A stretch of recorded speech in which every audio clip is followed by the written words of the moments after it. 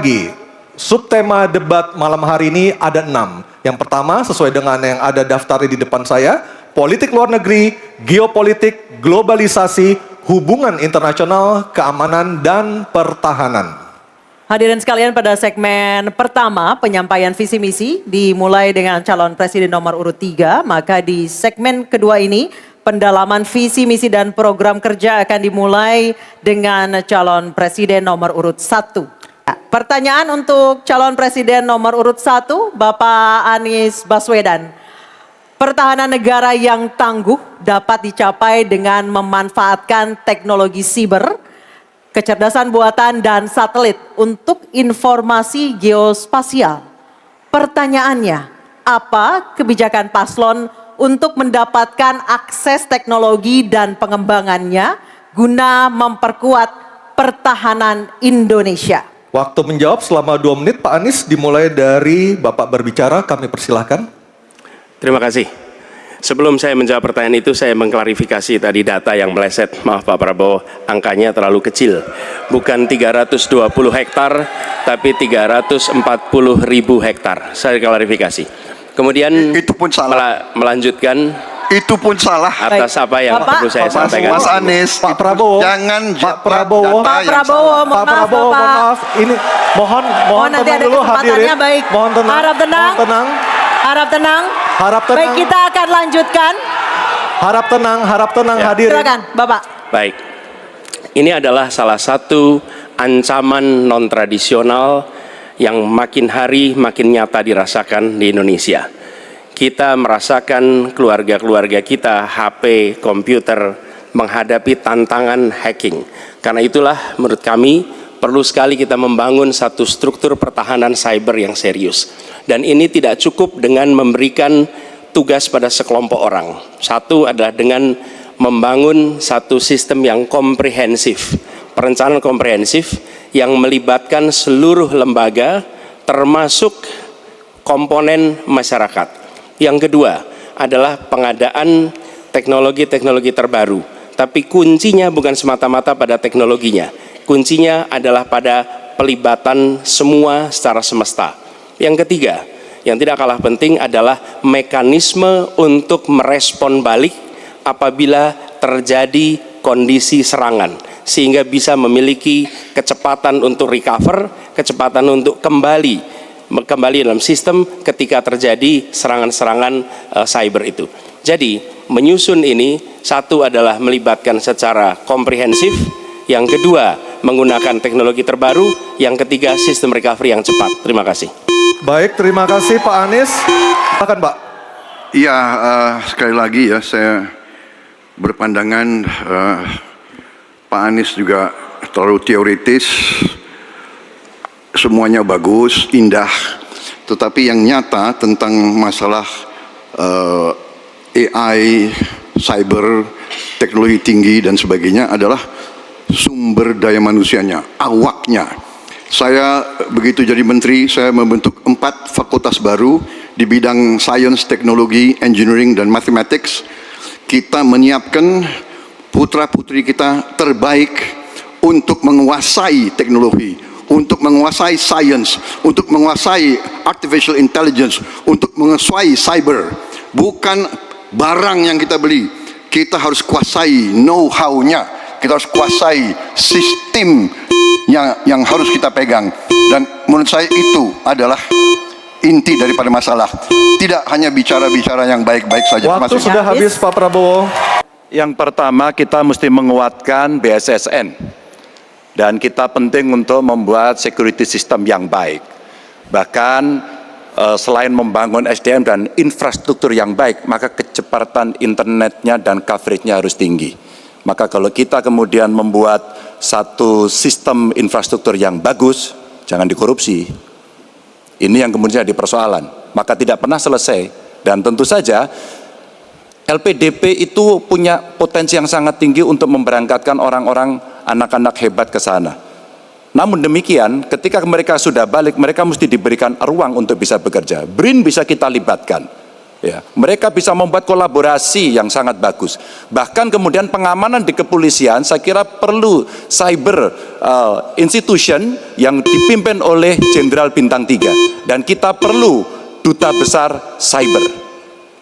Baik, masih ada sisa waktu. Ya. Baik, cukup kepada Pak Anies untuk menanggapi dua capres sebelumnya. Silakan Pak Anies, waktu Ya. 1 menit. Memang benar, membangun sistem itu salah satunya. Satu adalah perangkat lunak, satu adalah perangkat kerasnya. Dan itu salah satunya adalah seperti disampaikan terkait dengan sumber daya manusia. Persoalannya, kalau tadi disebut ada yang teoritis, ada yang kedua tidak dilaksanakan. Jadi selama 5 tahun ini, apa yang dikerjakan dalam mempertahankan sistem cyber kita? Mohon tenang. Justru di situ letak problemnya. Jadi ketika anggaran yang begitu besar dialokasikan justru bukan untuk mempertahankan yang hari ini menjadi serangan paling modern yang terjadi. Ini adalah ancaman yang paling nyata dan dirasakan di seluruh keluarga, bukan hanya di sektor pemerintahan. Karena itu menurut kami, langkahnya investasi jangka panjang boleh, tapi manfaatnya itu baru dirasakan bisa 5 tahun, 10 tahun yang akan datang. Pertanyaannya hari ini dan kemarin apa? Dan itulah yang menjadi fokus kita. Segera siapkan sistemnya, segera siapkan orangnya, segera siapkan langkahnya. Baik, masih ada waktunya Bapak. Waktu habis. Baik, terima kasih. Pertanyaan untuk calon presiden nomor urut 2 Bapak Prabowo Subianto. Sebagai inisiator Dasasila Bandung 1955, Indonesia menginspirasi dunia dalam membangun kerjasama selatan-selatan. Pertanyaannya, apa strategi paslon untuk menyusun peta jalan yang lebih konkret dalam memperkuat kerjasama tersebut? Waktu Silakan. menjawab 2 menit Pak Prabowo, kami persilahkan. Baik, dalam hubungan internasional yang utama bagi Indonesia harus tentunya kepentingan geopolitik kita dan kepentingan ekonomi kita. Karena itu yang utama adalah kita harus memperkuat ekonomi dalam negeri Indonesia. Kita harus menjaga kekayaan kita, kita harus mengelola kekayaan kita, kita harus hilirisasi supaya nilai tambah berpuluh-puluh kali naik. Kita kumpulkan kekuatan aset-aset dan keuangan kita, kita sejahterakan rakyat kita, baru kita akan disegani, kita akan didengar oleh semua negara, terutama negara-negara selatan. Kita sekarang pun sudah jadi panutan bagi banyak negara di Afrika. Begitu banyak negara di Afrika sekarang melihat ke kita, datang ke kita, minta belajar dari kita, karena kita dianggap negara selatan yang cukup berhasil. Inflasi rendah, pertumbuhan masih ada, neraca perdagangan kita bagus, surplus perdagangan mungkin 5 tahun berturut-turut. Kita sekarang jadi panutan.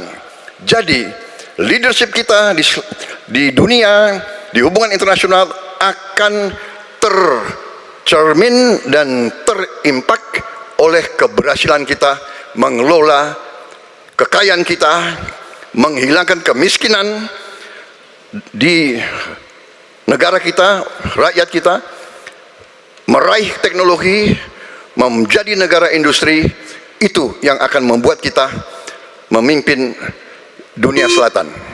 Terima kasih. Baik, terima kasih Pak Prabowo. Kami persilakan kepada Pak Ganjar untuk menanggapi jawaban dari Pak Prabowo dalam waktu 1 menit dimulai saat Bapak berbicara. Kami persilakan Pak Ganjar. Selatan-selatan kita punya potensi yang hebat. Kita punya sumber daya alam yang sangat bagus. Kalaulah kita mau konsentrasi saja untuk bisa menuntaskan kekuatan yang berbasis pada sumber daya alam, ambil satu saja, teknologi baterai. Maka kalaulah kemudian kita akan bekerja sama dengan selatan-selatan, nikel kita miliki. Tapi boksit, ya, kita bisa share dengan beberapa negara yang lain. Ada juga lithium umpama dengan Argentina. Maka kalau kemudian ini kita konsentrasikan penuh, betapa kekuatan ekonomi akan besar. Ini menciptakan lapangan kerja dan kita menyiapkan jemput bola SDM yang unggul untuk bisa meraih itu, dan kekuatan itu akan berimbas kepada rakyat kecil. 1, butuh lapangan kerja. 2, dia butuh daya beli yang baik. Dan yang ketiga, mereka butuh pekerjaan karena ada lapangan kerja yang disediakan oleh pemerintah. Baik, waktunya habis. Baik. Pak Anies Baswedan untuk menanggapi, waktu Bapak 1 menit dimulai ketika berbicara. Penjelasan tadi tidak menggambarkan tentang peran Indonesia di selatan-selatan. Itu hanya menggambarkan apa yang disampaikan Pak Prabowo tentang bagaimana kita membangun Indonesia. Dan ketika kita membangun dengan baik, tidak otomatis selalu jadi contoh. Yang harus dilakukan adalah seperti yang dilakukan ketika era Bung Karno pada waktu itu, Ali Sastroamidjojo. Apa yang dikerjakan? Merangkul semua. Membawa apa yang menjadi agenda selatan-selatan, bukan menceritakan agenda kita. Semua orang bisa baca di Google tentang apa yang kita kerjakan. Tapi kalau kita menjangkau pemimpin-pemimpin selatan-selatan dan presiden menjadi panglima diplomasi, bukan sekedar hadir di forum-forum menjadi salah satu penonton, salah satu hadirin, tapi datang ke sana membawa ini agenda selatan-selatan. Apa misalnya? Kita berhadapan dengan climate crisis, yang biaya untuk menghadapi climate crisis itu tinggi sekali. Dan ketika kita bicara dengan selatan-selatan, yuk kita bicara dengan utara, bagaimana membiayai climate crisis sebagai satu kesatuan. Indonesia jadi pemimpin selatan-selatan. Baik. Bapak Prabowo untuk menyampaikan tanggapannya atas jawaban dari 2 capres sebelumnya. Kami persilakan Pak dalam waktu 1 menit. Saya kok banyak setuju dengan Pak Ganjar ya. Ya, kalau benar masuk akal, saya setuju. Kalau ngomong, ya kumaha. Ya, jadi leadership, apakah negara, apakah perorangan, tapi terutama juga negara harus dengan contoh, ingarso sung tulodo. Kita mau mimpin, kita mau bawa agenda, kita mau cerita itu cerita, omon, ya. Tak bisa. Kenapa negara-negara selatan sekarang melihat ke Indonesia?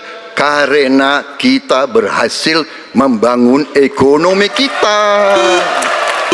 Jadi tidak hanya omon, kerjanya omon saja, nggak bisa, tidak bisa. Baik. Waktu habis, Ingar Pak sosung Prabowo. tulodo. Waktu habis. Baik, saya buka keamanan huruf C. Dari suara juga masih tersegel. Masih tersegel dengan rapi. Baik, ini adalah pertanyaan untuk calon presiden nomor urut 3 Bapak Ganjar Pranowo. Kewenangan institusi di sektor keamanan sangat penting, namun masih terjadi tumpang tindih. Pertanyaannya, bagaimana komitmen paslon terhadap penataan institusi pertahanan dan keamanan? Terima kasih. Membereskan yang tumpang tindih. Dan itu harus dimulai dari pemimpin yang punya komitmen untuk membereskan. Siapa dia? Pemimpin tertinggi, Presiden. Maka kalaulah kemudian kita bicara pertahanan yang ada di laut, maka sekian lembaga yang ngurus laut mesti disatukan dalam sebuah wadah Coast Guard. Ketika kita bicara keamanan dan tumpang tindih, maka keamanan wilayahnya ada di kepolisian. Saya mengapresiasi umpama dalam konteks terorisme, 2023 relatif tidak ada. Kita berikan apresiasi itu kepada kepolisian. Ketika kemudian terjadi pada situasi belahan Indonesia yang lain yang membutuhkan katakan bantuan dari TNI, maka disitulah kemudian on call mereka. Kami butuh bantuan, maka dibantu. Tapi pada sisi yang lain, pembenahan yang tumpang tindih ini di daerah sebenarnya juga bisa disupport agar keamanan bisa berjalan dengan baik. Siapa mereka pelaksana di daerah? Forkompimda. Kita tidak pernah membiarkan situasi negara diurus oleh pusat saja. Kita mesti mengambil inisiatif karena peran-peran sampai tingkat lokal itu ada. Bahkan tokoh masyarakat, tokoh agama mesti kita lakukan. Maka seluruh yang tumpang tindih dari sisi regulasi, 1 perlu harmonisasi, 2 perlu sinkronisasi. Dan pada tingkat tidak ada keputusan, maka pemimpin tertinggi harus berani mengambil keputusan itu. Sehingga tumpang tindih yang selama ini selalu saja menjadi perdebatan yang tidak ada hentinya, maka diselesaikan di meja presiden. Dan itu saya kira sikap yang paling jelas untuk membereskan persoalan ini. Apapun dalam konteks eksekutif, maka pemimpin tertinggilah yang harus mengambil keputusan. Kecuali kita mesti berbicara dengan DPR, maka kita akan duduk bersama untuk membicarakan secara regulatif. Waktunya habis. Baik, terima kasih. Kami persilakan kepada calon presiden nomor urut 1, Bapak Anies Baswedan, untuk menanggapi jawaban dari Pak Ganjar dalam waktu 1 menit. Kami persilakan Pak Anies. Menurut hemat kami harus dirumuskan apa tantangan dan ancaman keamanan Indonesia di tahun-tahun ke depan. Dengan itu dirumuskan, maka kita tahu apa ancamannya. Lalu dari situ kemudian kita lihat bagaimana badan-badan yang selama ini ada diatur untuk merespon atas tantangan itu. Kalau kita hanya menata ulang tanpa memikirkan apa ancaman barunya, maka kita tidak lebih dari sekedar menyelesaikan urusan organisasi. Yang sesungguhnya dibutuhkan adalah bagaimana organisasi itu diatur untuk merespon tantangan. Jadi nomor 1, rumuskan itu. Kemudian yang kedua, yang tidak kalah penting, libatkan semua unsur yang terbiasa di dalam menyusun ancaman tantangan organisasi. Sehingga kemudian penataan organisasi badan-badan bukan semata-mata karena selera pemimpin, tapi karena merespon atas ancaman itu. Dengan begitu, penataannya akan sesuai kebutuhan. Terima kasih. Untuk menanggapi jawaban dari Capres nomor urut 3, waktu Bapak 1 menit dimulai ketika berbicara. Baik ya, sekali lagi saya harus mengatakan, saya kok banyak sependapat dengan Pak Ganjar. Jadi benar, tumpang tindih harus diselesaikan oleh pimpinan tertinggi, dan itu saya kira bisa ya. Tapi benar, saya juga harus mengatakan kita harus apresiasi prestasi TNI dan prestasi Polri dalam menjaga pertahanan keamanan, dalam mengatasi berbagai peristiwa-peristiwa yang pelik. Harus kita akui, menghadapi terorisme, bom Bali, Peloso, dan sebagainya. Untuk itu, saya kira kalau saya dapat mandat, saya akan perbaiki kualitas hidup TNI, kualitas hidup Polri, memimpin supaya TNI dan Polri menjadi yang terbaik yang bisa kita bangun. Dengan keunggulan TNI dan Polri, Polri langsung di bawah Presiden, kita akan berbuat baik untuk rakyat kita. Terima kasih. Selanjutnya kita kembali ke calon presiden nomor urut 3, Bapak Ganjar Pranowo, untuk merespon tanggapan dari kedua capres tadi. Waktu Anda 1 menit dimulai ketika berbicara, silakan. Ketika overlap kelembagaan ditanyakan kepada saya, maka saya sudah pelajari apa yang ada. Data, kondisi sosiologis, konflik antar kelembagaan, itu bukan tiba-tiba turun dari langit. Karena kami sudah baca datanya, kami melihat prakteknya, pengalaman kami 10 tahun di DPR dan 10 tahun di gubernur, cukuplah sudah untuk membuat analisis kondisi sosiologis yang ada. Maka tidak perlu lagi kita akan mengundang lebih banyak orang untuk meneliti starting from zero. Ini starting from the end. Dan kemudian kita mesti memutuskan cepat. Maka kalaulah kemudian seluruh data itu sudah ada di kepala kita, sudah tertuliskan dengan baik, maka yang diambil adalah keputusan karena kita punya konsep untuk memutuskan itu. Kecuali kita blank dan kita tidak pernah tahu dari mana Anda akan memulai. Karena saya tahu dari mana itu memulai. Terima kasih. Baik, terima kasih Pak Ganjar. Dan kami ingatkan sekali lagi para calon presiden untuk mendengarkan dengan seksama karena pertanyaan tidak akan kami ulangi. Dan pertanyaan untuk calon presiden nomor urut 2, Bapak Prabowo Subianto. Utang luar negeri adalah instrumen pembayaran yang sah. Namun ada risiko intervensi kedaulatan oleh negara pemberi utang. Pertanyaannya, apa kebijakan paslon untuk menghindari intervensi kedaulatan Indonesia akibat utang yang terus bertambah? Waktu menjawab 2 menit Pak Prabowo, kami persilahkan. Baik, mengenai utang luar negeri, ternyata Indonesia sekarang, hutang luar negeri kita sebagai rasio perbandingan terhadap produk domestik bruto kita, salah satu terendah di dunia. Jadi masih kita sekitar berada di sekitar 40%, sedangkan banyak negara jauh di atas kita. Kedua, kembali lagi dengan manajemen yang prudent, pengelolaan yang baik, dan dengan strategi ekonomi yang tepat, terutama dengan hilirisasi di mana kita bisa mendapat keuntungan sebagai bangsa, ini memperkuat posisi tawar kita. Jadi saya kok tidak terlalu khawatir negara lain mau intervensi kita soal hutang. Kita sangat-sangat dihormati, kita tidak pernah default. Saya keliling seluruh dunia, mereka sangat hormat dengan Indonesia. Kita tidak pernah gagal hutang, dan saya sangat optimis. Tapi kembali, kita harus punya kekuatan pertahanan yang kuat supaya tidak bisa diintervensi, tidak bisa digertak, tidak bisa diintimidasi. Hanya dengan kekuatan kita akan dihormati, dan kita akan amankan kekayaan kita, amankan ekonomi kita, amankan pembangunan kita menuju Indonesia makmur, Indonesia kaya. Terima kasih. Masih ada sisa waktu Pak Prabowo? Ya, Mohon tenang. saya tegaskan kembali ya bahwa pelajaran sejarah manusia yang lemah akan selalu ditindas. Kita lihat saja apa yang terjadi di Gaza. Kita tidak boleh lemah, kita tidak boleh. Baik, waktu habis.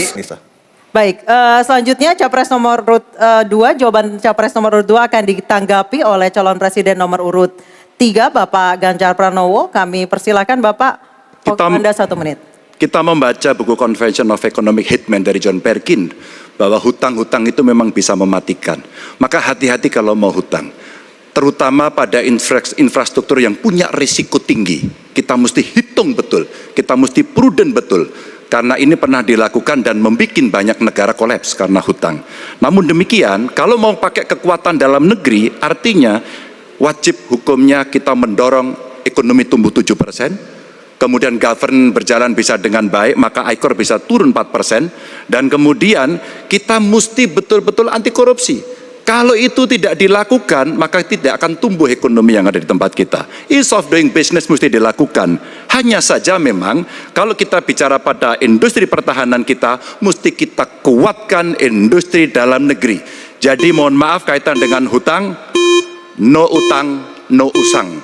Sehingga alutsista kita betul-betul kita lakukan transfer of teknologi dari dalam negeri. Waktunya Baik, habis. waktu sudah habis. Kami persilakan kepada calon presiden nomor urut 1, Bapak Anies Baswedan, menanggapi jawaban dari Capres nomor urut 2 dalam waktu 1 menit, Pak Anies. Sebaiknya disebutkan berapa persentase yang ideal, Pak, untuk kita di Indonesia. Kalau hanya mengatakan bahwa kita termasuk yang terbaik, berapa angkanya? Menurut hemat kami, kita harus bisa mencapai maksimal angka 30% dari GDP. Sehingga kita aman di situ, di bawah 30%. Dan itu caranya apa? Dengan satu, menata hutangnya, yang kedua memperbesar GDP-nya. Yang tidak kalah penting adalah melakukan pengembangan skema-skema yang lebih kreatif dalam mencari hutang luar negeri, termasuk pelibatan swasta. Lalu memastikan bahwa ada perluasan wajib pajak yang harapannya nanti akan memperkuat juga GDP kita, di samping mengurangi kebocoran pajak. Dan hutang-hutang yang kita gunakan untuk aktivitas produktif. Jangan hutang itu digunakan untuk kegiatan yang non produktif. Misalnya, hutang dipakai untuk membeli alutsista bekas oleh Kementerian Pertahanan. Itu bukan sesuatu yang tepat. Justru kita harus sebaliknya yang kita kerjakan. Kita kembali ke calon presiden nomor urut 2, Bapak Prabowo Subianto, untuk merespon tanggapan dari kedua capres. Waktu Bapak 1 menit, silakan. Saya nggak mengerti. Jangan-jangan guru kita, buku kita sama, Pak Ganjar. Kok saya banyak sependapat. Terus aja. Saya akan bilang AA. Saya bukan orang macam-macam. Tapi Pak Anies, saya kira Pak Anies perlu belajar ekonomi lagi, ya kan? Jadi kalau bilang ideal 30%, dasarnya apa? Yang di bawah kita itu Arab Saudi, Rusia, pokoknya negara-negara yang punya sumber alam yang luar biasa. Tetapi 40% ya salah satu terendah sekarang. Jadi kalau kita mau bangun industri, tadi saya setuju sebagian dari yang Bapak sampaikan. Oh iya, kenapa? Yang penting utang itu produktif. Itu saya setuju. Tapi kita bisa sampai 50%, tidak ada masalah. Kita tidak pernah default. Kita tidak pernah default. Kita dihormati di dunia. Baik. Terima kasih. Baik, terima kasih. Subtema kelima yang harus dijawab adalah tentang geopolitik. Dan kami ingatkan kembali kepada calon presiden untuk mendengarkan dengan seksama karena pertanyaan tidak akan kami ulang. Dan pertanyaan untuk Bapak Ganjar Pranowo adalah konflik Laut Cina Selatan belum selesai dan Code of Conduct belum disepakati. Bahkan menjadi arena persaingan hegemoni Amerika Serikat dan Tiongkok. Pertanyaannya, apa inisiatif baru yang ditawarkan paslon agar Indonesia berkontribusi dalam mengelola konflik Laut Cina Selatan? Waktu menjawab 2 menit Pak Ganjar, kami persilahkan. Indonesia bukan claimant. Jadi sebenarnya kita punya banyak langkah untuk bisa kita lakukan. Yang pertama adalah kita evaluasi perjalanan selama ini bagaimana di Laut Cina Selatan tidak pernah selesai. Sudah dengan DOC, sudah dengan COC, 20 tahun lebih tidak pernah selesai. Maka usulan kami sangat jelas dan clear. Apa itu? Kesepakatan sementara. Kenapa kesepakatan sementara? Ini mesti kita dorong dan kita inisiatif agar kita bisa mencegah sesuatu yang tidak kita inginkan. Kita tahu persis, modernisasi peralatan di Tiongkok akan selesai di tahun 2027. Apa artinya? Kalau kita bicara One China Policy, maka seluruh dunia pasti akan mengakui bagaimana peran itu. Yang kedua, ketika kemudian peran itu menjadi kuat, maka bukan tidak mungkin cerita-cerita potensi terjadinya konflik dengan negara lain akan muncul. Mungkin perangnya tidak sampai ke Indonesia, tapi pada sisi lain kita bisa kena dampak. Yang berikutnya, bagaimana patroli bisa kita perkuat juga di wilayah Laut Cina Selatan. Maka kita butuh tanker-tanker terapung yang bisa dipakai untuk tentara-tentara TNI Angkatan Laut kita untuk bisa berpatroli. Sehingga logistiknya menjadi sangat murah. Tidak lagi kembali ke titik awal atau mereka bilang kami hanya pergi. Kalau kembali kami tidak bisa lagi. Karena logistik kami habis. Maka inilah titik-titik penting yang mesti kita dorong dan kita akan bisa membawa posisi inisiatif ini untuk membuat, tadi yang saya sampaikan adalah kesepakatan sementara untuk menghindari potensi-potensi yang lainnya lebih tinggi. Kita akan meredam dengan cara itu. Terima kasih. Baik, terima kasih Pak Ganjar. Kami persilakan calon presiden nomor urut 1 Bapak Anies Baswedan untuk menanggapi jawaban dari capres nomor urut 3. Waktu Bapak 1 menit dimulai ketika berbicara. Jawaban Pak Ganjar tidak ada satu kata pun menyebut kata ASEAN. Padahal kata kuncinya di dalam menyelesaikan persoalan ini adalah ASEAN. Dan Indonesia negara terbesar di ASEAN, pendiri ASEAN. Indonesia harus kembali menjadi pemimpin ASEAN yang dominan. Bukan sekedar hadirin dalam summit-summit ASEAN. Kita menjangkau semua dan negara-negara ASEAN yang sekarang ini menjadi pintu masuk bagi kekuatan Tiongkok misalnya di Laut Cina Selatan. Apakah itu Laos, apakah itu Myanmar sekarang. Itu akan menjadi bagian dari kesepakatan ASEAN terhadap wilayah Laut Cina Selatan. Bila di ASEAN kita membangun kesepakatan, bagaimana kita menata, bagaimana menghadapi kekuatan luar ASEAN. Karena kekuatan luar ASEAN yang datang di sini, maka kita menghadapinya sebagai satu regional, bukan sekedar Indonesia berhadapan dengan negara lain, tapi satu region dan Indonesia memimpin ASEAN. Itu kata kuncinya menurut saya. Terima kasih. Baik, terima kasih Pak Anies. Kita lanjutkan Pak Prabowo untuk menanggapi jawaban dari capres nomor urut 3. Waktu Bapak 1 menit dimulai dari Bapak berbicara. Jadi keadaan Laut Cina Selatan menggarisbawahi bahwa kita perlu kekuatan pertahanan yang kuat. Kita perlu platform untuk patroli, kita perlu satelit, kita perlu banyak sekali. Dan untuk itu pertahanan harus kita bangun. Dan tadi ya sekali lagi Pak Anies ngomong-ngomong barang bekas karena Pak Anies rupanya tidak mengerti masalah pertahanan. Ya tidak. Saya bersedia Pak Anies mengundang Pak Anies di tempat yang Pak Anies suka, kita diskusi. Saya akan bawa data. Saya akan bawa data yang sebenar-benarnya. Ya. Jadi barang-barang bekas itu menurut saya menyesatkan rakyat. Itu Pak tidak pantas seorang profesor ngomong-ngomong begitu. Ya. Karena dalam pertahanan hampir 50% alat-alat dimanapun adalah bekas. Tapi usianya masih muda. Baik, Jadi- waktunya habis, Pak kita sudah sepakat di awal. Kita kembali ke calon presiden nomor urut 3 Bapak Ganjar Pranowo untuk merespon tanggapan dari kedua capres. Waktu Bapak 1 menit, silakan. Terima kasih Mas Anies, saya tidak memberikan catatan ASEAN.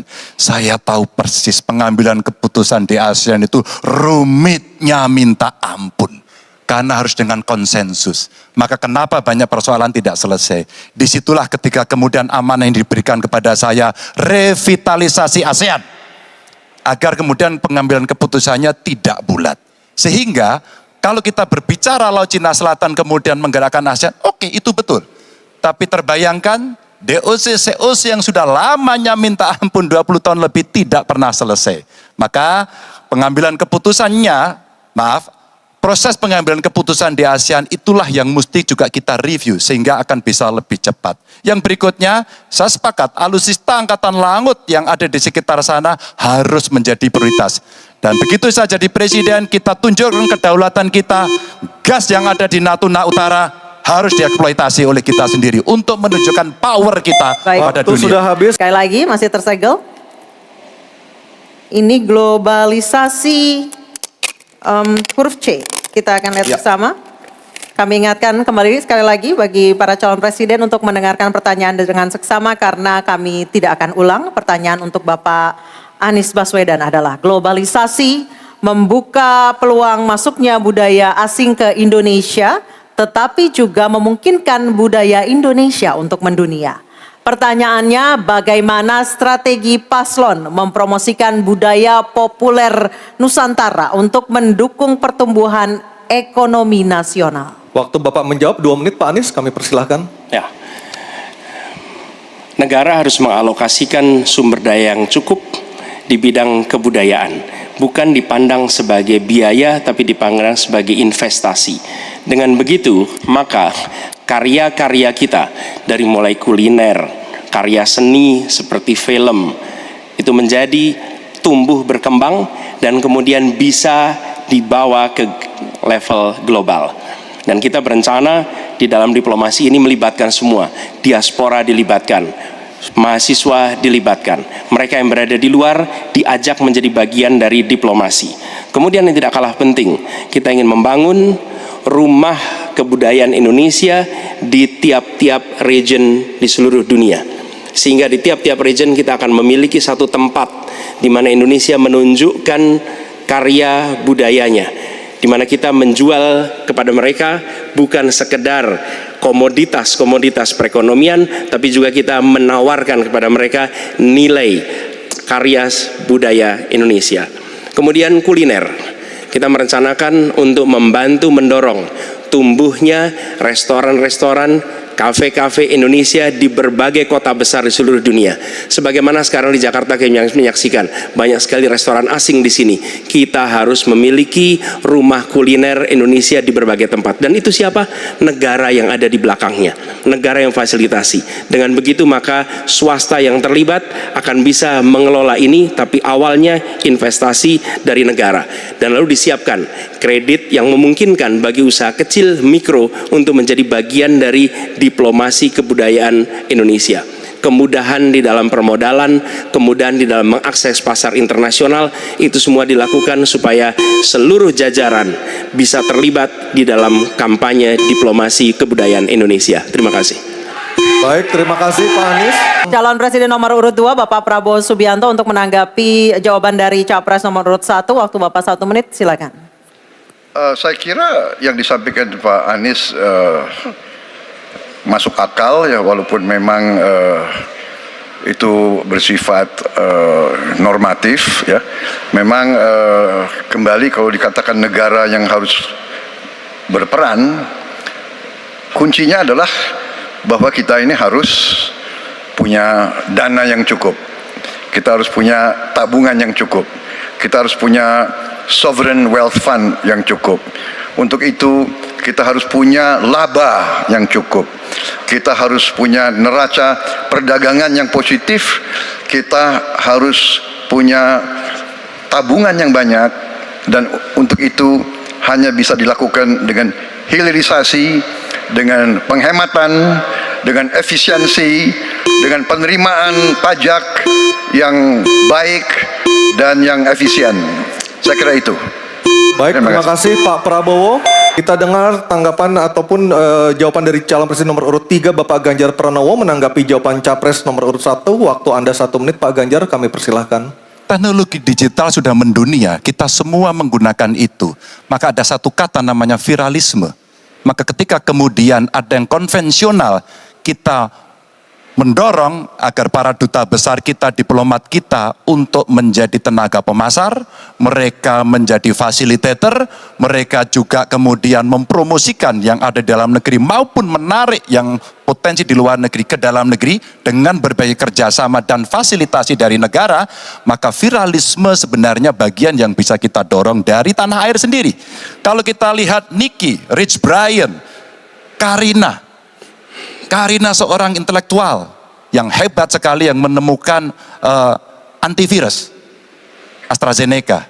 Dia diaspora yang hebat, kita promosikan, kita viralkan. Nicky Rich Brian, Voice of Baceprot yang kemudian mendunia kita fasilitasi, maka dialah yang akan bisa mendapatkan keuntungan dan sekaligus menjadi diplomat Baik. Indonesia. Sudah habis, Pak Ganjar. Selanjutnya kita kembali ke calon presiden nomor urut 1 Bapak Anies Baswedan untuk merespon tanggapan dari kedua capres. Waktu Bapak 1 menit, silakan. Terima kasih. Kami bersyukur sekali bahwa Bapak-Bapak berdua sepaham dengan apa yang kami gagas. Dan ketika kami ditugaskan sebagai Presiden Republik Indonesia, sebagai Panglima Diplomasi, maka setiap kegiatan ke luar negeri adalah bersama dengan delegasi kebudayaan, delegasi seni, dan datang ke pusat-pusat kegiatan kebudayaan, kesenian di negara-negara yang dikunjungi. Bukan hanya datang rapat lalu pulang, tapi datang di sana menemui aktivitas-aktivitas kesenian, kebudayaan, sehingga mereka pun menyadari bahwa Indonesia ini negeri yang kaya budayanya. Karena setiap presidennya datang, dia membawa delegasi kebudayaan, ditunjukkan di sana, bukan datang rapat ikut lalu pulang. Dan dengan cara seperti itu, maka dunia akan menyaksikan. Ingat, setiap presiden datang sebuah negara, seluruh media di negara itu memperhatikan. Itu kesempatan luar biasa untuk mempromosikan Indonesia, dan itu yang kami kerjakan di samping yang sudah kami lakukan, kami katakan tadi. Terima kasih. Baik, terima kasih Pak Anies, Pak Ganjar, dan Pak Prabowo. Dan kami Dan persilakan kesempatan untuk pertama di para segmen ini kami berikan kepada calon presiden nomor urut 3 Bapak Ganjar Pranowo untuk bertanya kepada calon presiden nomor urut 1 Bapak Anies Baswedan. Waktu Pak Ganjar 1 menit dimulai saat Bapak berbicara. Mas Anies, anggaran pertahanan belum ideal. Tadi saya sampaikan kita perlu 1-2% dari PDB. Sekarang masih 0,78%. Ini data. Untuk beli alutsista masih harus ngutang, dan utang kita di 2023 naik dari 20,7 miliar dolar menjadi 25 miliar dolar. Padahal target Renstra kita, perlu saya panjangkan, rencana strategis ya. Minimum essential force di 2024 tidak tercapai kira-kira. Karena sekarang hanya 65,49% dari target. Kira-kira menjadi pertanyaan saya nih Mas Anies. Apa solusi ekonomi pertahanannya untuk kita bisa mengejar ketertinggalan dan kemudian menyelesaikan persoalan-persoalan itu agar pertahanan kita menjadi strong? Baik, masih ada Bapak sedikit lagi? Cukup. Baik, kami persilakan Bapak Anies Baswedan untuk menjawab. Waktu Ya. Bapak 2 menit, silakan. Terima kasih Pak Ganjar. Jadi terkait dengan anggaran pertahanan, seperti tadi disampaikan kita masih di bawah. Kalau tadi disebutkan 0,78, kami memandang memang perlu sampai dengan 1-1,5% yang kita butuhkan. Dan untuk itu maka kita harus memperbesar GDP kita, memperbesar APBN kita. Karena itulah pertumbuhan ekonomi menjadi penting. Dengan pertumbuhan ekonomi yang merata dan berkualitas, harapannya maka kita memiliki masukan negara yang cukup. Kemudian yang kedua, tadi terkait dengan hutang. Hutang-hutang yang digunakan untuk aktivitas produktif yang meningkatkan kesejahteraan, menumbuhkan perekonomian. Itu juga salah satu cara untuk memperbesar APBN kita dengan adanya pendapatan ini. Yang ketiga adalah bagaimana pajak kita diperluas basisnya, ditingkatkan efektivitasnya, lagi-lagi untuk meningkatkan pendapatan. Namun yang tidak kalah penting adalah memastikan bahwa praktek-praktek koruptif yang membuat anggaran terserap tidak secara optimal itu ditiadakan. Dengan begitu, maka porsi yang kita miliki untuk sektor pertahanan akan bisa kita alokasikan. Tanpa kita memiliki anggaran yang cukup, maka alokasi di sini menjadi berat. Dan bila kita melakukan pembelanjaan, maka kami membayangkan justru menggunakan kekuatan sendiri. Kalaupun ada dalam bentuk hutang, maka itu satu paket dengan belanja senjatanya, belanja alutsistanya, sehingga itu menjadi satu kesatuan dan meniadakan praktek-praktek middleman di dalam penyelenggaraan alutsista seperti peraturan perundangan yang mengharuskan itu G2G atau langsung dengan korporasi yang membuatnya. Jadi kami melihat dengan cara seperti itu meningkatkan alokasi itu satu hal, mengefisienkan itu hal berikutnya yang harus kita kerjakan. Terima kasih. Pak Ganjar, kami persilakan. Ya, ternyata jawaban saya dapat bonus. Sebenarnya saya ingin membahas yang soal pertahanan dan alutsistanya. Tapi oke, saya kira terima kasih atas jawabannya. Saya ingin menyatakan dengan jelas, maka pertumbuhan ekonomi 7% wajib. Alokasi 1-2% PDB menurut saya menjadi keharusan agar kuat. Dan belanja alutsista kita ini harus jadi investasi pertahanan kita. Tanknya dibuat di Pindad, helinya di PT DI. Fregatnya ada di PT PAL, sibernya ada di PT LEN. Maka kalau kemudian itu bisa kita optimalkan betul-betul, rasa-rasanya apa yang ingin kita capai dari minimum essential forces-nya akan tercapai.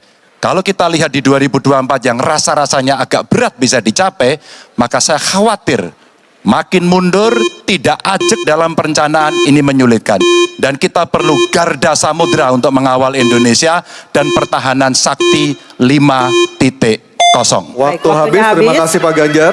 Kami persilakan Bapak Anies untuk menanggapi tanggapan dari Pak Ganjar. Waktu Anda 1 menit, silakan. Ya, pemanfaatan atas sumber daya lokal itu penting, perlu kita teruskan. Dan kita perlu memanfaatkan juga, memastikan bahwa tenaga-tenaga dalam negeri untuk bidang pertahanan itu diinvestasikan secara serius. Pembahasan mengenai investasi sumber daya manusia ini kunci. Kita perlu mengirimkan lebih banyak lagi generasi baru untuk ilmu-ilmu alutsista, sehingga ke depannya penyelenggaraan alutsista domestik bisa berkembang. Itu satu hal dalam jangka panjang. Nah, karena itu saya sepahaman tentang pentingnya dalam negeri. Tapi tidak kalah penting ketika kita berbicara tentang memastikan bahwa belanja alutsista itu bersih, tidak melibatkan korporasi-korporasi yang punya masalah dengan korupsi. Dengan begitu maka bukan saja anggarannya efisien, tapi tidak bocor di dalam belanja alutsista. Baik, terima kasih Pak Anies, waktunya sudah habis. Selanjutnya kami berikan kesempatan kepada calon presiden nomor urut 1 Bapak Anies Baswedan akan bertanya kepada calon presiden nomor urut 2 Bapak Prabowo Subianto. Untuk itu kami persilakan Pak Anies untuk bertanya, waktunya 1 menit dimulai dari Bapak berbicara. Terima kasih. Semakin tinggi jenjang kepemimpinan, semakin luas cakupannya, semakin kompleks organisasinya, maka pemimpin makin mengandalkan pada nilai. Bukan lagi teknis-teknis, tapi makin mengandalkan pada nilai. Itu yang membedakan antara kepemimpinan yang kompleks dengan yang sederhana. Nah, pertanyaan yang ingin saya sampaikan kepada Bapak adalah apa hubungan antara standar etika seorang pemimpin negara dengan kemampuannya dalam menjaga pertahanan, keamanan, dan kedaulatan negara. Terima kasih. Baik, waktu masih ada Pak Anies. Sudah cukup. Cukup?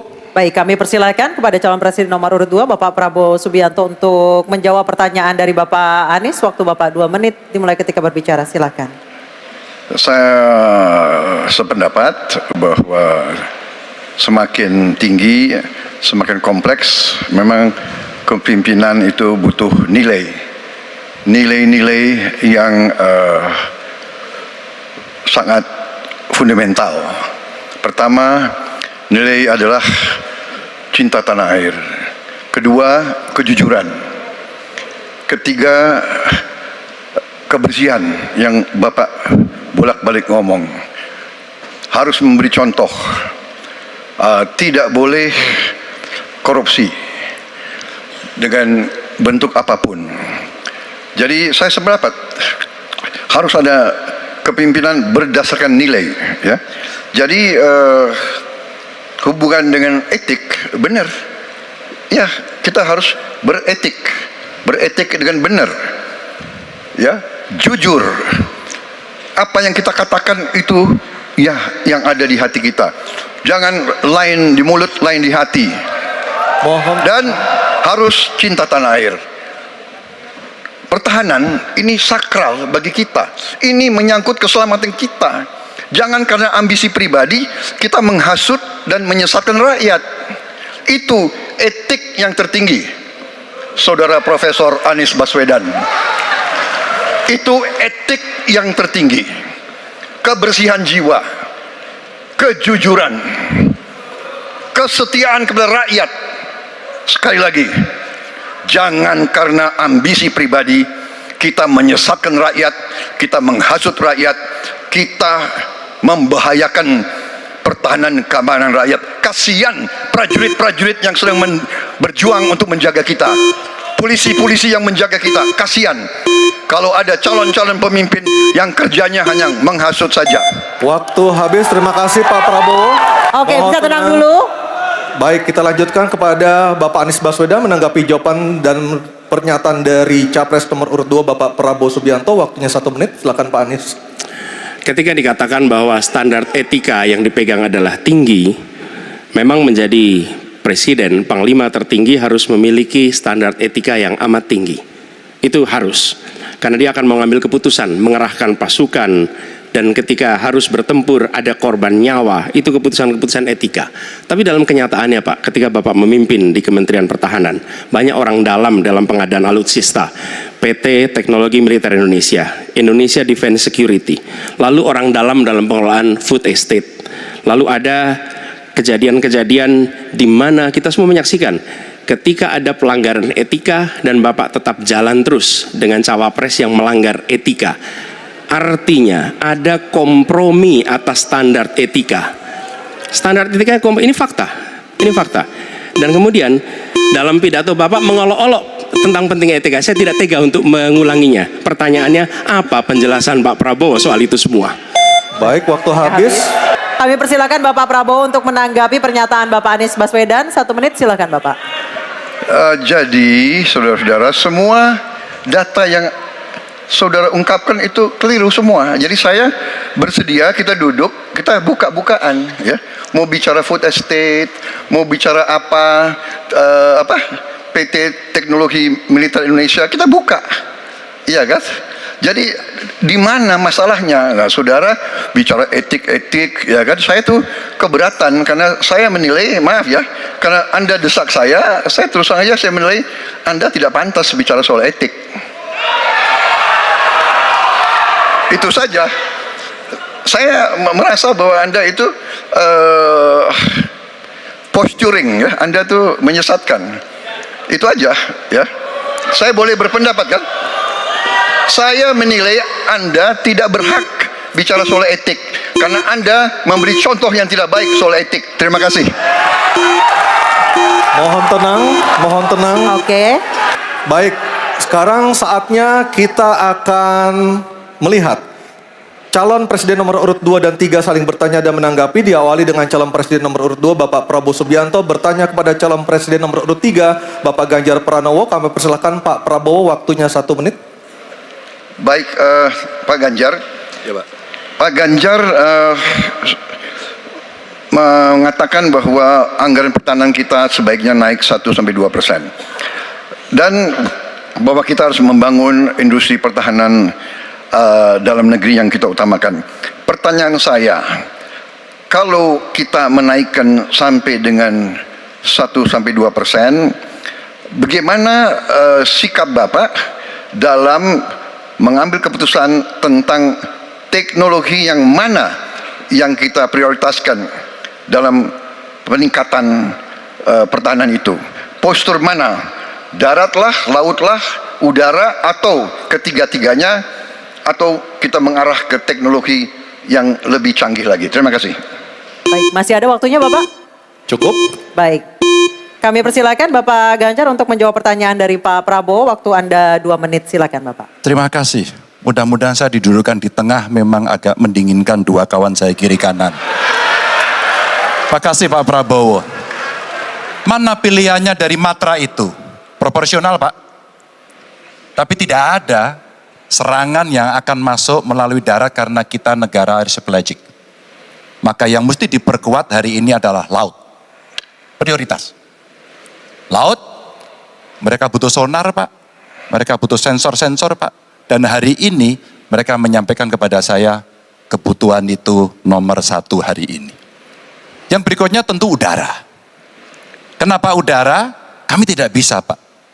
Dan saya senang kalau nanti Bapak dalam forum ini menjelaskan ide Bapak untuk membeli pesawat bekas. Kenapa ini menjadi penting? Kami tidak rela dengan statement Bapak tadi yang saya dukung Pak. Kasihan prajurit. Pak, kalau pilotnya itu mesti dilatih 3 tahun, pesawatnya bekas Pak. Dan dia harus datang lagi, pelatihan lagi Pak. Dengan resiko yang sangat tinggi, tentu itu sangat berbahaya. Maka peningkatan itu Pak di awal saya sampaikan, kenapa pertumbuhan harus tinggi? Kenapa industri dalam negeri menjadi prioritas? Bahkan saya sebut tadi, tank dibuat di mana, heli, fregat, cyber dibuat di mana, agar kita bisa konsisten dalam perencanaan pembangunan, termasuk ketika kita membuat kapal selam yang sudah dimulai dari PT PAL. Yang kerjasamanya kalau tidak salah Bapak batalkan dengan Korea Selatan. Tolong Pak kalau saya keliru, ini kesempatan Bapak Yang untuk mana? bisa Yang mana menjelaskan. dibatalkan? Dengan PT PAL yang kerjasama dengan Korea Selatan. Kapal selam. Pak Prabowo, Jadi nanti itu. Ini nggak apa-apa kalau saya terima sebenarnya debat sebenarnya seperti ini. Kalau boleh tanya jawab langsung. Baik, silakan Bapak Ganjar, silakan. Saya akan lebih Oke. menarik. silakan Pak dilanjutkan, masih ada Oke. waktu. Masih ada waktu Pak Ganjar. Iya, ya karena sudah selesai. The stage is yours Pak, silakan. Baik, silakan Pak Prabowo, waktunya 1 menit. Baik, terima kasih Pak Ganjar. Kesempatan saya bisa menjawab. Jadi, alat perang itu usianya kurang lebih 25 sampai 30 tahun. Pesawat terbang, kapal perang dan sebagainya. Jadi bukan soal bekas dan tidak bekas, tapi usia pakai, ya. Kemudahan. Jadi pesawat umpamanya pesawat Mirage 2005 yang ada di Qatar yang rencananya kita ingin akuisisi itu usia pakainya masih 15 tahun, Pak. Dan teknologi ini mengarah kepada yang lebih canggih. Kita menunjukkan yang canggih, yang terbaru. Tapi kalau kita beli baru, datangnya Pak, baru 3 tahun, dan operasionalnya itu baru 7 tahun Pak. Nah sementara 3-7 tahun ini, kita perlu deterrent, kita perlu kemampuan. Itu maksudnya latar belakang. Jadi saya kira itu yang bisa saya jelaskan, tapi waktu yang singkat Baik, tidak waktunya cukup. habis, Baik, Bapak. waktu sudah habis. Bapak Ganjar untuk menanggapi tanggapan dari Pak Prabowo, silakan Bapak 1 menit. Ya awalnya saya percaya sekali bahwa Bapak akan memahami ini. Tapi hari ini saya menjadi meragukan. Karena saya bertanya kepada pilot, saya bertanya kepada Angkatan Laut pada persoalan ini. Perencanaan pembangunan yang top down membuat seluruh matra hanya menerima saja. Kenapa ini saya sampaikan Pak? Maka kalau kita bicara katakan bukan soal cerita bekasnya, buat kami tidak. Karena Yuwono Sudarsono pernah menolak itu dan apa yang Bapak rencanakan hari ini ditunda. Apa artinya? Saya kira perencanaannya terlalu gegabah pada soal itu.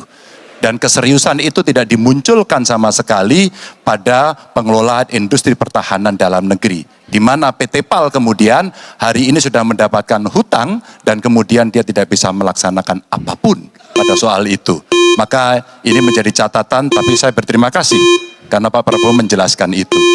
Dan mudah-mudahan masyarakat menjadi jelas posisinya. Baik, waktunya. Baik, terima kasih Pak Ganjar, Pak Prabowo dan Pak Anies. Dan selanjutnya kami persilakan calon presiden nomor urut 1 Bapak Anies Baswedan untuk bertanya kepada calon presiden nomor urut 3 Bapak Ganjar Pranowo. Waktu Bapak 1 menit, kami persilakan Pak Anies. Terima kasih Pak Ganjar. Pertanyaan ini terkait dengan kinerja Kementerian Pertahanan. Ketika tadi kita bahas sama-sama situasi pertahanan kita, Bapak tadi membahas tentang bagaimana belanja alutsista, bagaimana rencana tentang minimum force itu bisa dicapai dan lain-lain. Bapak melakukan review itu. Nah, di sisi lain, Bapak juga waktu itu pernah memberikan penilaian atas kinerja penegakan hukum di Indonesia. Bapak beri skor 5 atas kinerja hukum di Indonesia. Pertanyaannya sekarang terkait dengan pertahanan, berapa skor yang Bapak berikan atas kinerja Kementerian Pertahanan yang dipimpin oleh Bapak Prabowo? Silakan Pak Ganjar. Baik, masih ada waktunya Pak Anies? Cukup, Pak Anies? Cukup. Baik. Baik, langsung saja kami persilakan Pak Ganjar untuk menjawab pertanyaan dari Pak Anies. Waktu Bapak 2 menit dimulai ketika berbicara, silakan. 5 juga.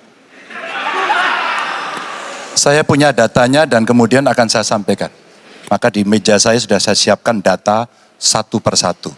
Namun demikian Mas Anies, tentu saja ada yang ingin saya sampaikan dari apa yang tadi sudah saya utarakan. Ketika kemudian kita ingin membangun sistem pertahanan kita, maka dalam perencanaan kita tidak boleh gonta-ganti.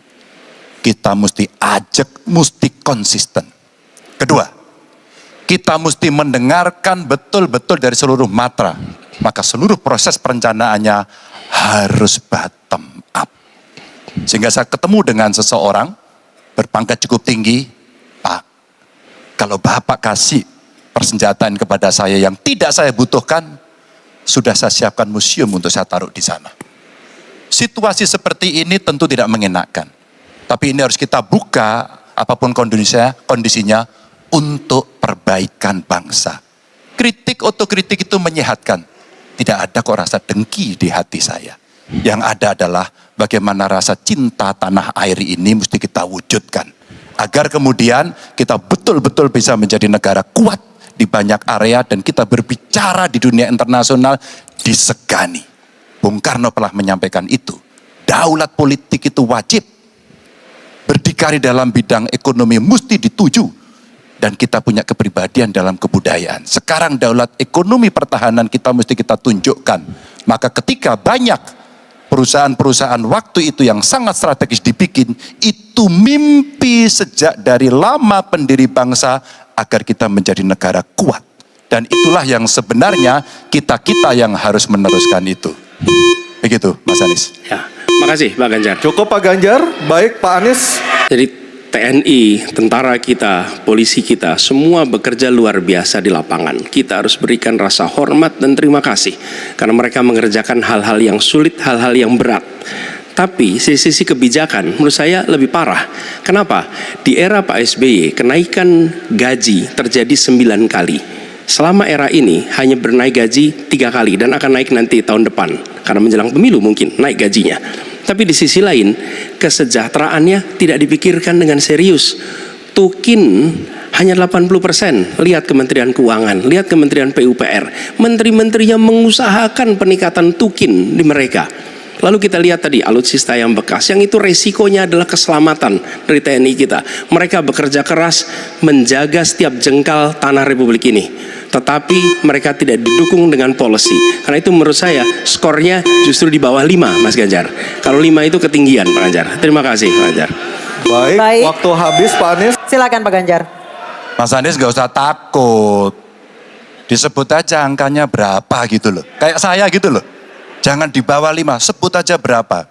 11 Mas, dari 100. Oke. Ini sedikit ngajari kendel Mas Anies, biar berani. Apa yang kemudian saya lakukan dari jawaban saya untuk membela para TNI kita? Saya bersama mereka. Saya mendengarkan, saya berkeliling Indonesia, saya mampir bertemu di rumah-rumah mereka, di asrama-asrama mereka. Maka kami tidak mau kalau kemudian mereka, mohon maaf, bertempur dan mati sia-sia. Saya tidak rela. Maka itulah yang saya bela. Maka perencanaan bottom up itu betul-betul sebuah perencanaan yang mereka inginkan. Mereka harapkan dan mereka bisa menggunakan dengan sangat efektif. Termasuk pada soal kesejahteraan tadi yang disampaikan. Dan saya sepakat pada soal itu. Baik, terima kasih Pak Ganjar. Saya cukup kaget karena beberapa hari yang lalu calon wakil presiden Bapak menyampaikan bahwa negara kita tidak dalam keadaan perang sehingga untuk apa kita harus beli alat-alat perang. Tapi hari ini Bapak mengatakan Bapak setuju dengan kenaikan anggaran 1-2%. Jadi itu saya minta ketegasan. Yang kedua,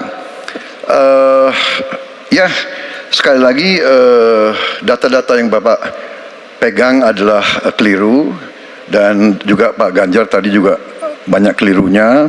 Saya sangat transparan, dan semua partai yang mengusung Bapak Profesor Anies mendukung APBN, berarti mendukung program saya, termasuk PDIP di Komisi 1. Waktu habis Baik, Pak waktu Prabowo. habis. Pak Anies, silakan untuk menjawab pertanyaan Pak Prabowo. Waktu Anda 2 menit. Silakan. Ya, jadi kita butuh pertahanan yang sesuai dengan ancaman nyata yang ada di depan kita. Ancaman ini dirasakan oleh siapa? Dirasakan bukan saja di dalam batas-batas teritorial, tapi juga di keluarga. Bagaimana ancaman atas penipuan online, bagaimana ancaman atas peretasan, bagaimana ancaman atas judi online, bagaimana ancaman-ancaman terorisme. Itu semua membutuhkan perhatian. Jadi bukan memutuskan untuk belanja alutsista berdasarkan selera dan berdasarkan preferensi masa lalu, tapi justru harus mencerminkan kebutuhan masa depan. Inilah yang menurut kami penting. Ya, anggarannya perlu kita tingkatkan, tapi jangan keliru, ancamannya juga mengalami pergeseran. Jadi itulah sebabnya mengapa kita melihat perlunya ada strategi yang baik. Supaya apa? Supaya kekuatan yang kita miliki mereka bisa bekerja dengan optimal, tidak sia-sia. Lalu Pak Prabowo yang saya hormati, ini bukan soal pribadi, ini soal negara, ini soal policy. Penjelasannya ya di tempat ini, bukan di ruang-ruang tertutup yang tidak diketahui oleh publik. Justru kalau Bapak ketahui datanya salah, tunjukkan di tempat ini sehingga publik bisa mengetahui, bukan dalam pertemuan-pertemuan lain yang tidak jelas dari mana kita bisa menilai akurasinya. Jadi menurut hemat kami, bila ada di antara kami yang faktanya keliru, Bapak tunjukkan. Tapi kalau Bapak tidak menunjukkan, berarti memang faktanya benar. Itulah kenyataan yang ada di lapangan. Dan ini juga yang selalu kami gunakan. Kami gunakan fakta-fakta itu. Itulah sebabnya, Pak, kami melihat penting sekali untuk kita tenang, dingin, jangan emosional dalam menghadapi persoalan-persoalan kenegaraan, dalam menghadapi persoalan-persoalan pertahanan. Demikian jawaban kami. Terima kasih. Baik, terima kasih Pak Anies. Ini dan kami persilakan Pak Prabowo untuk menanggapi Pak Anies dalam waktu 1 menit, Pak. Kami persilakan Pak Prabowo. Pak Anies. Saya tidak bicara tertutup, saya bicara di Dewan Perwakilan Rakyat Komisi 1, di mana semua partai yang mengusung Bapak hadir dan menyetujui yang saya ajukan. Jadi, dan juga sekarang waktunya nggak ada, jadi saya mengundang kita bicara terbuka. Silakan. Tapi saya ingatkan, Bapak cinta atau tidak dengan negara ini? Masa kita mau buka semua kekurangan kita, semua masalah kita buka di depan umum? Apakah itu pantas? Di negara yang baik, di negara maju, masalah rahasia ada, Profesor. Jadi bohong, saya tidak minta tertutup. Saya terbuka, Komisi DPR terbuka. Baik, waktu. Silakan Pak Anies untuk memberikan tanggapan atas pernyataan Pak Prabowo. Waktu Bapak 1 menit. Tidak ada yang perlu dirahasiakan. Bapak Presiden menyampaikan, Bapak punya lahan lebih dari 340.000 hektar, sementara TNI kita, prajurit kita selebih dari separuh tidak punya rumah dinas. Itu fakta, tidak perlu dibicarakan secara tertutup. Itu kekurangan yang harus kita perbaiki. Dan ketika tadi Bapak mengatakan Bapak akan meningkatkan kesejahteraan, Pak, Bapak ini sudah Menhan selama 4 tahun, hampir 5 tahun, bukan calon Menhan. Jadi harusnya menunjukkan inilah yang sudah saya kerjakan, bukan mengatakan apa yang akan dilakukan. Nah, saya menyampaikan bila saya ditugasi maka kenaikan gaji dilakukan tiap tahun. Maka perumahan prajurit TNI dipastikan dibangun sehingga mereka tidak perlu ngekos, tidak perlu mereka sewa, dan mereka bisa tenang. Mereka diminta mempertahankan setiap jengkal, tapi kita tidak memberikan tempat tinggal bagi mereka berdinas. Itu tidak benar, itu harus dikoreksi. Baik, waktu.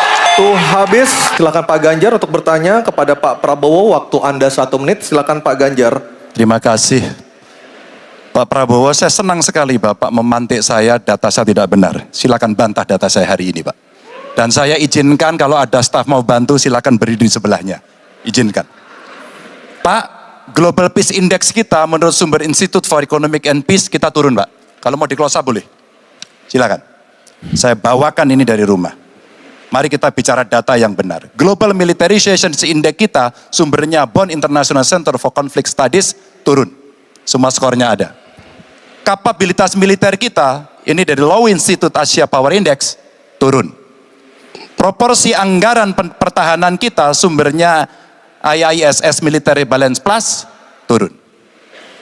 Pak Prabowo, saya mau bertanya kepada Bapak, termasuk kemudian capaian MEF kita hanya 65,49% dari target 79%. Mengapa terjadi penurunan dan apa solusinya? Waktunya Waktu habis. Silakan. Jadi Pak Ganjar, saya sudah buat rencana, tetapi yang menentukan termasuk Menteri Keuangan.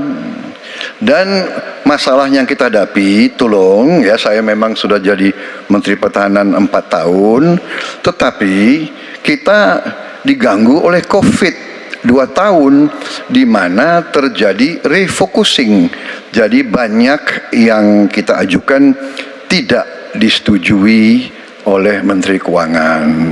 Jadi sebagai seorang menteri, sebagai seorang team player, saya harus loyal. Jadi ya saya tidak banyak bicara di depan umum ya. Tapi data-data yang Bapak ungkapkan masalah pesawat bekas ya. Saya ingatkan Bung Karno waktu menghadapi Irian Barat, seluruh alatnya bekas. Pak Ganjar, Bung Karno, seluruh pesawat terbang, kapal selam, cruiser, destroyer, semuanya bekas. Ya, jadi kita juga masih pakai banyak sampai sekarang pesawat bekas. Jadi banyak data Bapak, mungkin niat Bapak baik, tapi mungkin tim Bapak, staf Bapak itu keliru memberi masukan ya. Jadi dalam alat perang saya katakan bukan baru dan bekas, tapi usianya. Kalau pesawat flying hours ya. Dan tentunya kita pasti mau yang terbaik untuk prajurit kita ya, tapi kita harus loyal kepada yang lebih besar. Covid, ada krisis Ukraine, pangan naik, BBM naik. Waktu habis Pak Prabowo. Kami persilakan Pak Ganjar untuk menanggapi jawaban dari Pak Prabowo. Waktu Anda 1 menit, mohon tenang. Maaf, kali ini Bapak tidak menjawab sama sekali pertanyaan saya, Pak. Saya pengen data yang Bapak katakan salah, data pertahanan Anda ini, Anda pertahanan saya, silahkan Anda bantah di sini. Bapak tidak mampu membantah dan Bapak menjelaskan pesawat bekas. Saya tidak pernah berbicara pesawat bekas dalam pertanyaan saya. Minimal saya bertanya, tadi kalau Bapak, maaf, mendengarkan terakhir, capaian MEF kita hanya 65,49% dari target 79%, dan ini mengkhawatirkan karena akhir tahun ini sudah harus selesai. Bapak juga tidak menjawab. Jadi artinya sebenarnya apa yang Bapak jawab dari seluruh pengelolaan pertahanan yang ada di Indonesia ini? Sungguh-sungguh saya meragukan itu karena data ini kemudian Bapak tidak mampu membantah di sini. Bahkan saya sudah memberikan ruang terbuka, kalau ada staf yang bisa membantu silakan berdiri di sini. Staf saya, oh Anda mau bilang angkanya silakan naik ke sini. Akan saya tunjukkan kalau Anda mau membantu. Terima kasih. Kami persilakan Pak Prabowo untuk tanggapan dari pernyataan Pak Ganjar. Waktu Bapak 1 menit, silakan. Ya, jadi begini, yang Bapak ungkapkan itu saya bisa bantah, waktunya tidak cukup. Saya siap berjumpa dengan Bapak. Mari kita bahas satu persatu, akan saya buktikan. Saya butuh hari ini, Pak. Nggak bisa. Saya tidak dikasih waktu. Jadi Anda tidak fair. Anda minta saya kasih penjelasan yang begitu rumit, tapi waktu saya terbatas. Jadi Saya transparan, saudara. Dan yang saya katakan, kalau kita bicara MEF itu mulai dari berapa periode yang lalu. Ya, kalau kita mau buka-bukaan, Menteri Pertahanan sebelum saya, apakah tidak juga berpengaruh?